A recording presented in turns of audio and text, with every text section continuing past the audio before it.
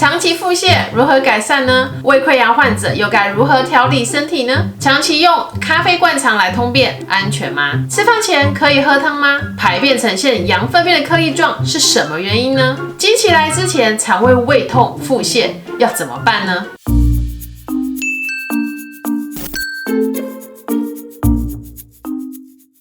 观众朋友大家好，我是 Dr. Lin。肠道是健康之本，肠胃消化不好，什么事都不用说了，其余的慢性病也会很难好。今天我就要来跟大家分享几个粉丝们常见的肠胃道问题，管理健康的肠胃道。胃溃疡该如何调理呢？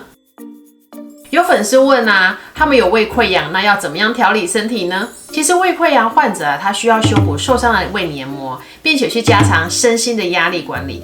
因为许多人罹患这个胃溃疡都是因为生活紧张、压力太大，导致胃酸分泌过多。胃溃疡我常推荐的食疗食物就是白木耳。白木耳它有许多多糖体的黏液，它可以保护肠胃道黏膜。大家可以把白木耳拿来煮，然后打成果汁，每天喝500cc 的白木耳汁，有助于胃黏膜修复。另外，过度的药物使用也会导致胃黏膜受伤。有些人因为慢性头痛而常常吃止痛药，或者呢，因为是经痛而吃止痛药，那这类的消炎止痛药长期吃下来也会导致肠胃黏膜受伤。另外，有抗凝血功能的阿司匹林 （aspirin） 吃太多的话，其中一项的副作用就是胃溃疡的风险增加。因此，请检查你的药单是否可能有因为过度药物使用而造成你的胃溃疡。如果是的话，那你就要开始思考如何戒掉这类的药物。当初这颗药物是为了治疗哪一个宿疾呢？那如何可以根治你这个宿疾呢？这个才是你首先要解决的问题。长期排便水泄如何改善？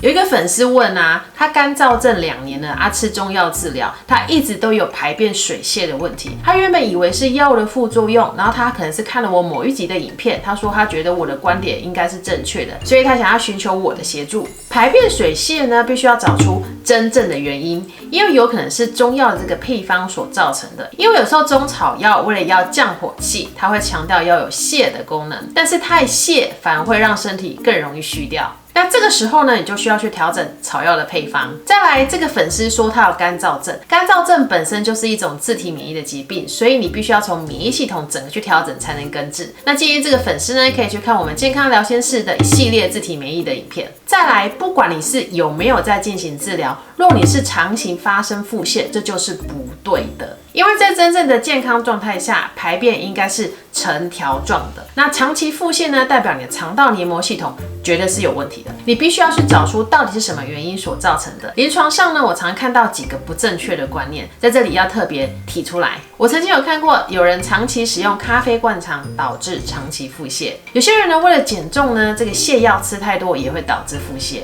或者是中草药配方吃错也会导致腹泻。另外，益生菌吃太多也可能会导致腹泻。那最近很夯的维生素 C， 剂量吃太多也一样会导致腹泻。我曾经还有看过有人因为长期便秘，同时又对牛奶过敏，他就故意喝这个牛奶来让自己通便腹泻。其实这也是不正确的观念。那腹泻原因有很多种，其实你必须要找出到底是什么原因。一直用咖啡灌肠来通便安全吗？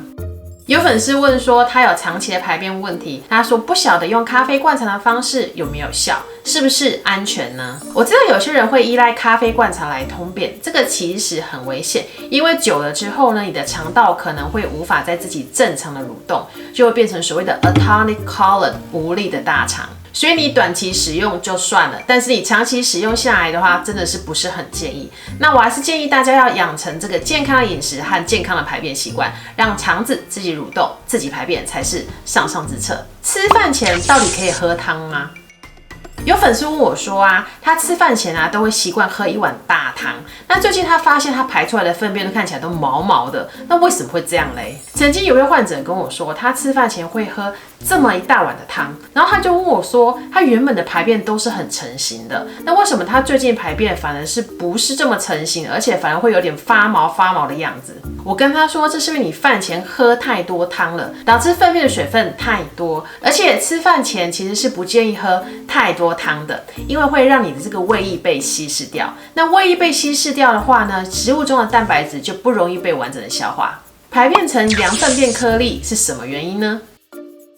有粉丝留言问说，排便像羊粪便一样呈现颗粒状，他问说这个是蛋白质吃太多的缘故吗？还是水喝太少了？其实排便会像羊粪便颗粒的形状，有几个基础原因要先排除。第一个是水喝不够，1公斤的体重需要喝30到40 cc 的水。第二个是纤维质吃不够，一天要吃5到7份的蔬果，那一份呢就等于1个拳头或是1个手掌的大小。那第三个呢是肠道里面的益生菌不够，或者是益生菌你吃的配方是有问题的，不适合你。基本上我们需要足够的益生菌的菌数和适合你的益生菌配方，才有助于肠道的蠕动。那以上这3个都是最基本需要先排除的原因。当然啦，如果你蛋白质量吃太多，那我们的胃的容量是有限的，你就可能因此会少吃了蔬果纤维质，而造成排便出现羊粪便的形状。经期来前会胃痛、胃食道逆流、腹泻，怎么办？